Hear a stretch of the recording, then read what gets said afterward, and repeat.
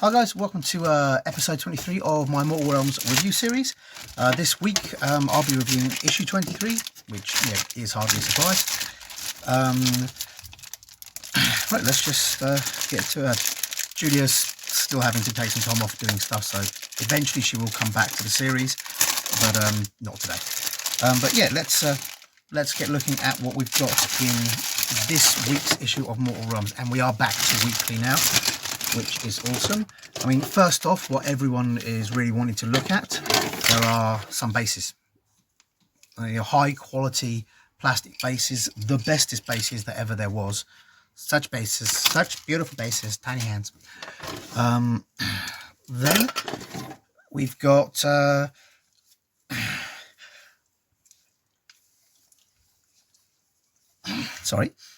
we've got what I've been looking forward to, which is the Liberator and the Prosecutor.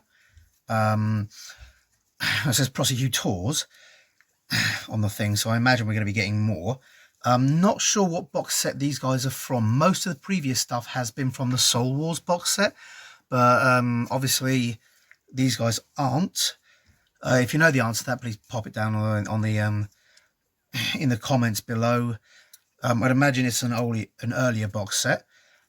These guys are basically your more standard guys. Your Liberators are the I don't want to say basic, but they're the core foot troops for Sigmar. They're big guys with big hammers that punch things and hit things with those hammers. Well, obviously punch things with their fists and hit things with their hammers.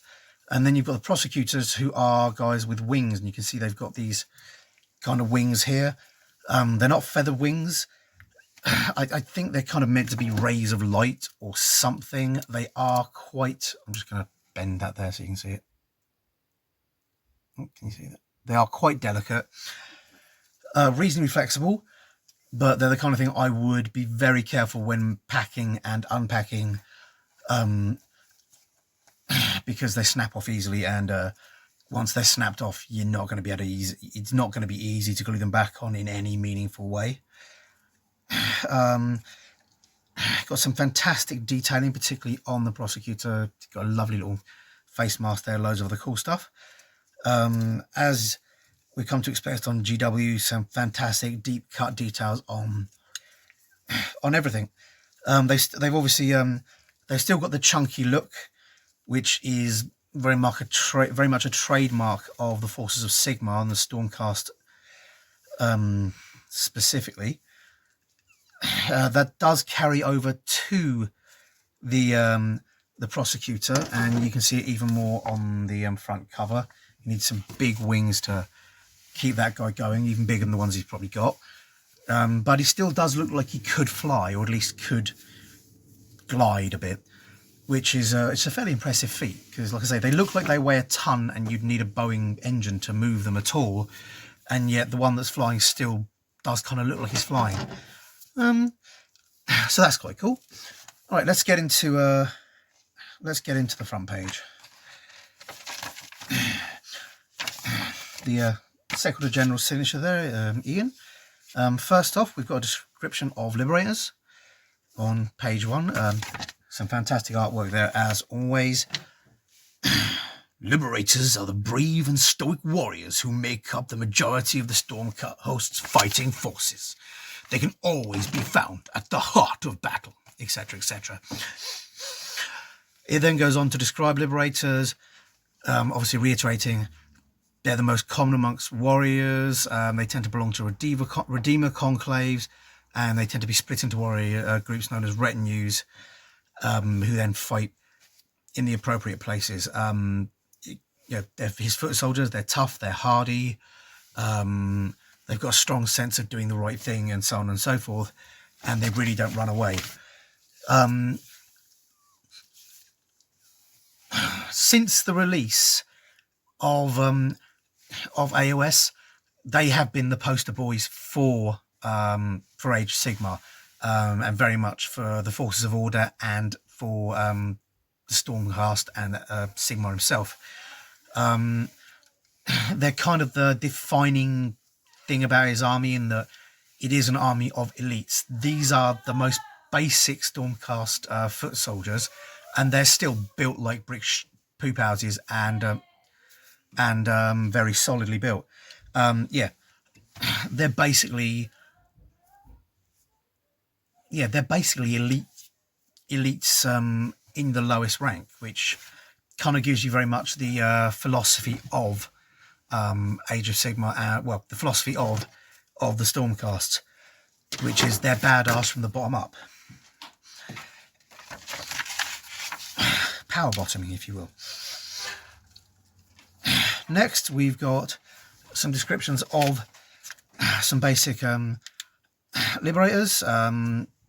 Dantos Vestrian, Ambrose Cloudbaker, and Hyrus Dawnhammer. Then goes on to describe the shield wall.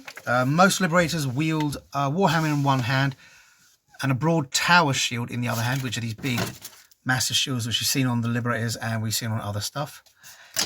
So I'm holding it to this side because I've got a light to this side, so you can see those there.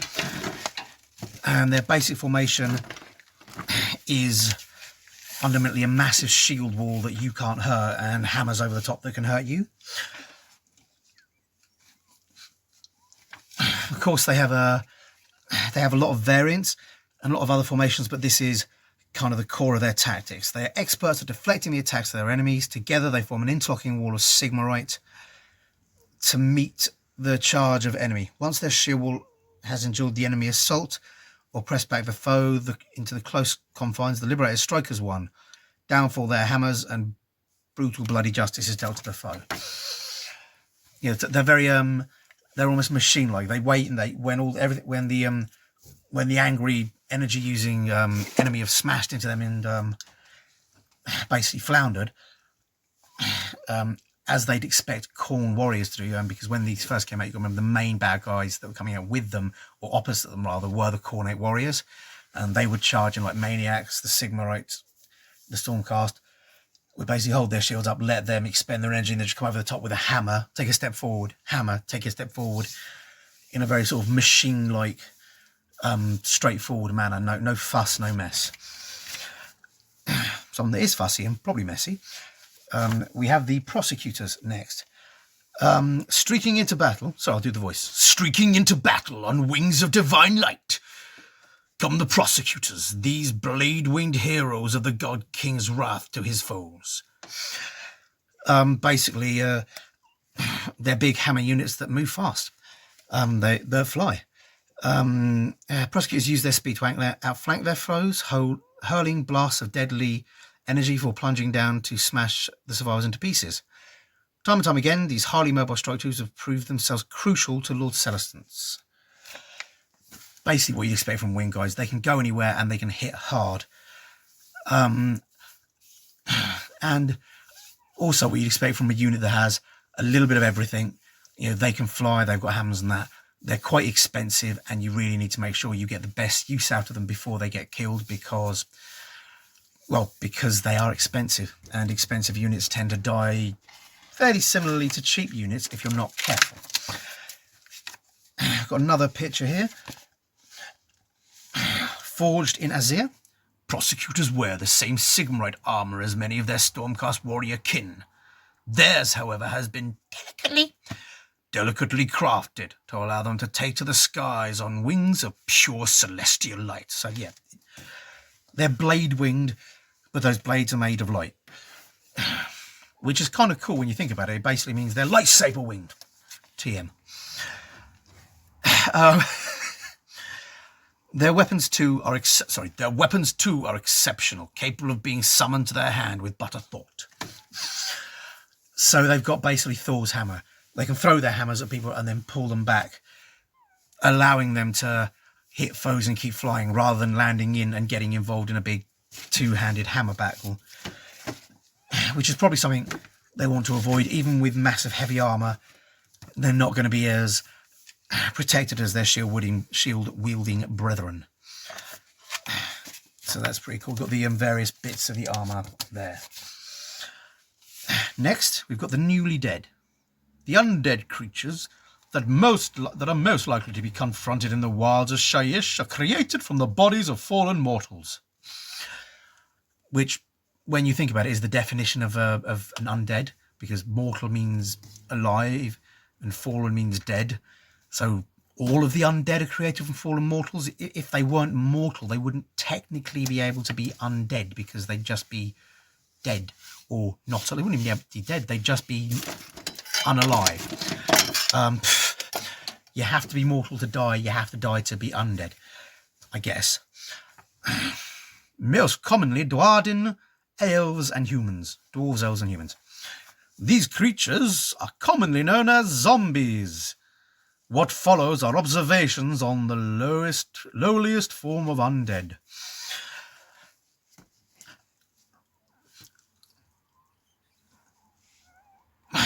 While they're the lowliest, I think by this point they're possibly not the most common. I'd have thought the skeletons would have been more common just down to the fact that a zombie rots to a skeleton, but a skeleton just stays there. You know, that's what happens when you've got none left. But that being said, skeletons, yeah, by the time they've rotted to a skeleton, they fought more battles, so maybe there's less of them. But yeah, the base core and weakest troops available to necromancers and vampires and that are zombies, which are just literally the leftovers of mortal beings. You know, they're the ones you'll see after battles. They're the ones you'll see them raising from graveyards and so on and so forth. It goes on to describe them and give you a little thing there, and it's got a little picture of a human zombie, which is pretty cool. Next to texting. Next it covers necromancers, diet walls, and corpse carts. So it's covering the kind of low-end classic undead. It says here, my journeys have brought me into contact with several necromancers. They are all dangerous, selfish magic wielders who seek nothing more than to prolong their own life or carve out their own kingdoms with armies of undead followers. It also points out that any necromancer that's not bound to Nagash is basically his enemy. He feels that all the magics and all dead belong to him because he invented undead magic. Necromancer, if you want to, you can bring your friends to life. Then we've got the direwolves. Far more terrifying than mere humanoid zombies are those created from the corpses of beasts, not only incredibly fast, but retain their intelligence and ability to hunt in packs. Maybe it's because animals are more animalistic that they retain more, whereas the zombies, because they lose a lot of their upper brain function, well, almost all of their upper brain functions, if you will, and resort to more primitive stuff, you know, they lose more, I guess. Next, we have the corpse cart. Powered by walking corpses, corpse carts are used in the armies of the undead to bolster their line or interfere with enemy magic. Basically, it's a cart full of corpses, and all those corpses have a certain level of death magic about them, because that's how it naturally happens. So they're used to bolster lines and improve wizards' abilities. Next, we've got Dead Walkers. While they are one of the least powerful forms of undead, Dead Walker zombies can prove dangerous to the unprepared. My advice to anyone who encounters a zombie is to flee. The creatures are usually slow and ponderous, with no intelligence at all. Unfortunately, this also means they feel no fear. It doesn't describe what Dead Walker is, or what Dead Walker zombie is. It just tells you that they're badass. That's nice. Right, next we've got the how to build. Obviously, clipper safety, important. You wouldn't want to lose an arm. I know a guy who slipped with his clippers, cut his own head clean off. Boy, was his face red. But that's got the instructions there on how to build the models you're getting there, the liberators and the prosecutors. Next, we've got paint jobs. As always, it's advising you paint the whole thing gold first. You don't necessarily have to do that. If you want, you can use cheaper coats you can use cheaper paints to base coat it, and then just paint what you need gold. But that's up to you. Obviously, you're painting the wings white and everything else blue if that's the colour scheme you're choosing. I did not choose that colour scheme, but that's cool. And here's what they should look like when you've finished painting them so far. Next, we've got the stats of the liberators. I'll just quickly go through those. We've got wounds 2, move 5, save 4+, and bravery 7. So that's good solid armour. Your weapon has a range of 1 inch, 2 attacks, which is nice, to hit 4+, to wound 3+, and no rend, and 1 damage. So That's a good solid profile there. Liberator says any number of models, armor, warhammers, and Sigmar shields. I believe the General's handbook gives you numbers if you're playing that kind of thing. Liberator Prime. The leader of this unit is a Liberator Prime. Add 1 to the attack characteristic of the Liberator Prime, so that's standard. Do we have a Liberator Prime here? 1 head, 2 head, 3 head. No, looks like these are just box standard Liberators. We don't have the plumed helmet there. And we've got abilities. Lay low the tyrants. You can add 1 to hit rolls for all attacks made by this unit that target an enemy with a wound characteristic of 5 or more. So you can see these guys were meant to take out demonic things and things like that. And the Sigmarite shields, you can re-roll saves of 1 for attacks that target this unit if any models from this unit are armed with a Sigmarite shield, which they all are. So again, that's pretty cool.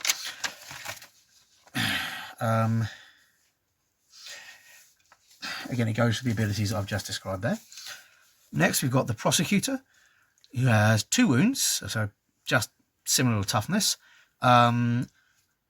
Move 12, which is fantastic. Save 7 and save 4 and bravery 7.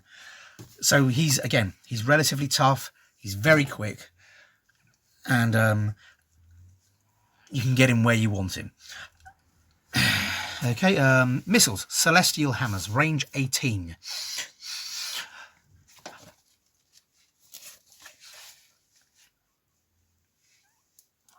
So you can strafe people while you're going past with relative safety, knowing they're not going to charge you. But if they're fast, they can catch you. You're probably not going to have a problem with foot troops if you're 18 inch away. But if you've got something that can move 9 inches and charge, well, move 9 or more inches and then charge 9 inches, obviously you're then at risk. It's not a massively long range weapon, but it's a functional range.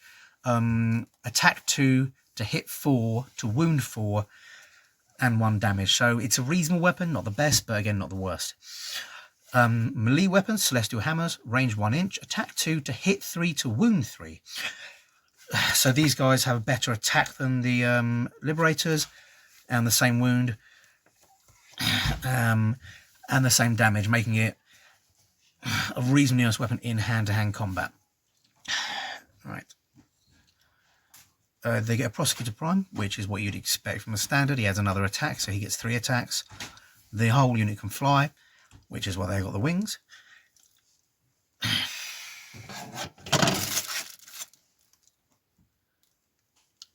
there a flying base? Oh, I see. For a second I'm looking at the bases going, there's no flying stand or anything, but it flies as part of its things. I mean, you might want to use something else to give it a bit more support, because the plastic is strong, but not that strong.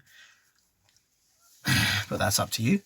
Abilities. Heralds of Righteousness. You can attempt to charge this unit if it is within 18 of the enemy instead of 12 inches. Roll 3d6 instead of 2d6 when making the charge roll for this unit. So it has a potential of an 18-inch charge, and that's very, very good. That means it can attack and charge and do whatever it does, and really hammer and get in there and do some damage from much further away. That really makes it a lot better at its job, even if you're not trying it the whole 18 inches, which you probably don't want to. It does mean that for just a 9-inch or a 12-inch charge, you've got a much better chance of making it. So that's pretty cool. And that's Herald of Righteousness. We've got paired Celestial Hammers. You can re-roll hits of 1 for attacks made with these Celestial Hammers. So not only are they better to hit, you can get a re-roll. So on your first dice roll, you're only missing on a 2. You're re-rolling a 1 and hitting on a 3, 4, 5, and 6. So that's pretty good. Of course, you're not guaranteed to hit on the second roll, but it is cumulative. That's cool. And again, it runs through the abilities as we've just run through them. Now it's got the Glaive Wraith Stalkers, which are there. I believe we've run through their abilities before.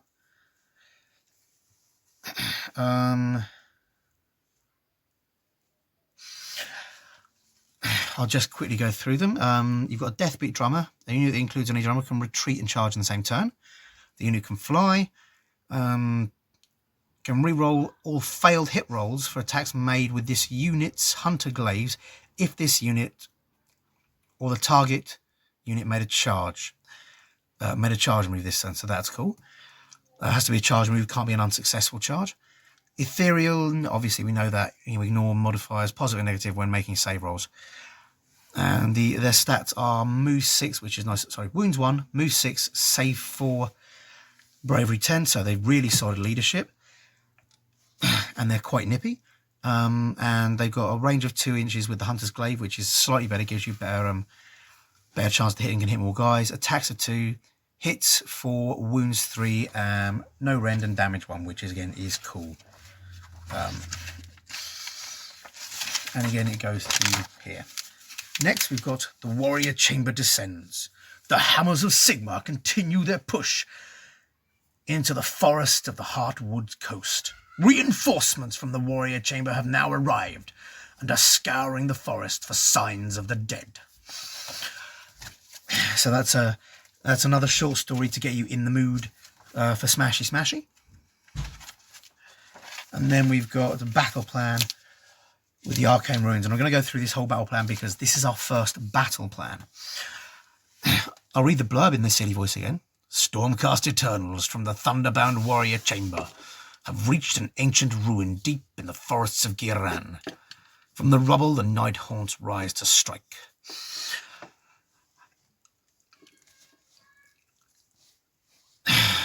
So the instructions on this are: lay out your battle mat and gather your dice, range, rulers and tokens. Make sure you have rules reference sheet 1 and your war scrolls to hand. Choose who will be the Stormcast player and who will be the Nighthaunt player, and follow the setup instructions as shown. And the setup instructions are shown there. The armies you have are 1 Dreadblade Harrow, 10 Chain Rasps, and 4 Glaive Wraith Stalkers. The Stormcast Eternals have 1 Questor Knight, 1 Prosecutor, and 4 Liberators. Do you have 4 Liberators? 1, 2, 3, 4. Yes, there are 4 Liberators here. I miscounted completely. Which means we might have a leader. 1 normal head, 2 normal heads, 3 normal heads. Oh yes, 1 pointy head with a thing on the back.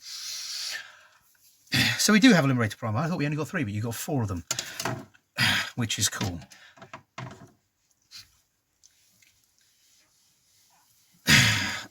The setup, players alternate setting up a unit one at a time, starting with the Stormcast Eternals player. The Stormcast units must set up wholly within their territory, which is marked with the mists. The print terrain on the battle map has no effect on your games. Models may move and fight over it as if you're not there. So it's effectively an empty map. You ignore the buildings.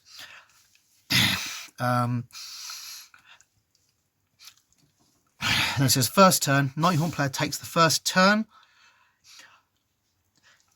Oh, sorry. It also says Nighthaunt players must be set up wholly within their territory. Obviously, again, you get the skulls. The Nighthaunt player takes first turn in the first battle round, following the instructions on reference sheet 1, battle plans A, gear and 1. To play through the game. Glorious victory. The game ends when 1 player has no models left on the field. So looks fairly fair. Obviously, the Undead have more players, more models, but the Stormcasts have tougher models. Right, let's just go through the costs on these. This comes from a box set. I'm not sure which box set this actually comes from. We've been coming from the Spirit Host kind of Soul Wars box set previously. This is copyright 2014, so it's one of the first. It's probably one of the first box sets, one of the older box sets. But I'm not sure which one. If you know the answer, pop it down.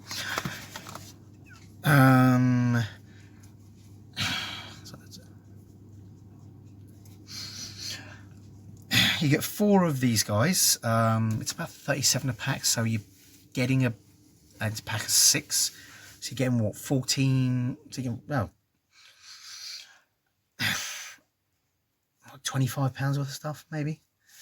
Yeah, but it's 37 a pack, so you divide that between divide that between 10, so 370. Yeah. Sorry, you don't get 6 packs. You get. I'm thinking of the other guys. You get 10 in a pack. So yeah, that's about 13, 14, 15.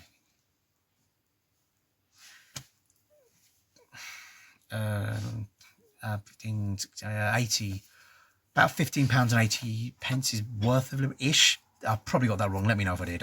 Correct me so that everyone else can see what the right price is.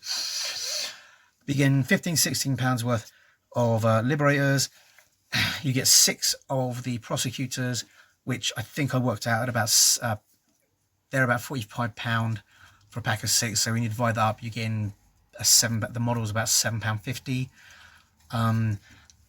That's if you were to buy them in pretty much the most expensive way. Obviously these come from some kind of pack. I don't know how the pack divides up, because I'm not sure which pack it is, but you're still, either way, you're still making a substantial saving for $7.99 when you get these dudes. Obviously the magazine itself is awesome. We've got the go and seek out advice and go to shops thing, which the shops are really slowed down at the moment, and with coronavirus I would be cautious about going to shops and any clubs that are opening up. Make sure your club's following all the rules, and make sure everybody in your club's following all the rules, and there's not some pillock. There's always going to be one, but as long as whoever runs your club's willing to deal with that and say, look, follow the rules or get out, you should be reasonably safe. If your club's not, if you get some pillock that's like, it's a 5G hoax, there's nothing you can do about idiots like that unless the you shouldn't have to. So I'd advise, if your club's not taking safety precautions, don't go to your club. Find a club that is. If people in your club are ignoring safety precautions, again, probably don't go to a club. Find a club that is. Because as we know, like 95-ish% of us, or I think it was 97 or something ridiculous, would probably be fine. But because it transmits while you don't know you've got it, that small percentage, it'll be a tiny amount of people in the country. But a tiny amount of people in the country, for example, in the UK, were like 40,000-50,000 dead people. That's a fucking lot of dead people. With the country's like 6 million to 7 million people. So it's a drop in the ocean compared to how many people in the country there are, but each one of them is someone's son, daughter, wife, nan, granddad, father, mother, child. So do stay safe. If you go to shops and you go to clubs,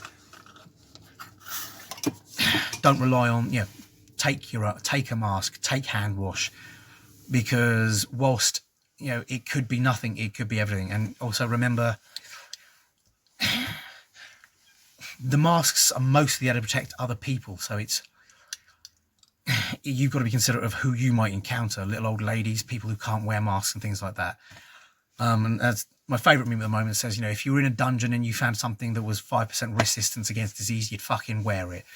So masks may not do that much, but if all they've got is a 5 to 30% increase in your resistance to catching coronavirus, fucking wear it. And remember, you're allowed to walk out of the shop, take it off, breathe, put it back on, walk into the shop. No one's going to complain if you do that. Right, onto the back page. Sorry, that's close to my heart. I'm asthmatic. My dad's asthmatic and old and a cripple and has diabetes. My daughter's asthmatic, and if any of those dykers, you fuckers, don't wear masks, I swear to Christ I will go on a murder rampage. Fuck you all up. Just, for the lols. No, I won't, but, I might. Yeah, I wouldn't risk it. Anyway, next couple of weeks, let's see what we get. Issue 24, we are getting Lord Executioner, which is the dude with the noose. We are getting Grimghast Reapers, which are the dudes with the sides, and we are getting Glaive Wraith Stalkers, which are the dudes we just had rules for. So that's pretty cool. Week after that, it's another paint issue. You're getting Agrax Earthshade, which frankly is really useful. Skill in a bottle, really. And Balthazar Gold, which is a lovely, beautiful, deep, bronzy gold. Again, they call it gold, but it's one of those ones that's more of a bronze. I think it's more of a bronzy brass colour. But it acts as a base layer for the gold, so I think it's really nice. Let's have a look. Issue 24 is dealing with, obviously, new Nighthawk reinforcements, learn about the Lord Executioners, new war scrolls and battle plans. Issue 25 is Discover Nurgle, the Plague God, which we just did Discover Khorne, and that was pretty awesome. And Nurgle is actually one of the more interesting gods. Nurgle and Tzeentch, frankly, are probably my two favourites, with Tzeentch edging on a bit. I think Khorne's cool, but he's very straightforward and simple. There's not as many little bits. And again, while Slaanesh is okay, again, it's very straightforward. It likes players who are on pain and experience.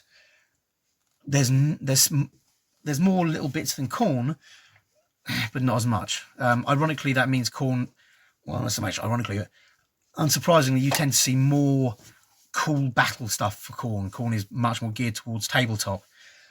Particularly in his background than others, but that doesn't mean the other guys haven't got a shit ton of stuff. Agrax Earthshade and Balthazar Gold, and rules for magic in your games. Issue 25 is going to be the bomb. Magic in Age of Sigmar is one of the big things and one of the most fun things you can actually do. The whole magic thing is really awesome. Okie dokie. Hope to see you guys next week. Hope you enjoyed it. Sorry for threatening to kill you all. See you next week.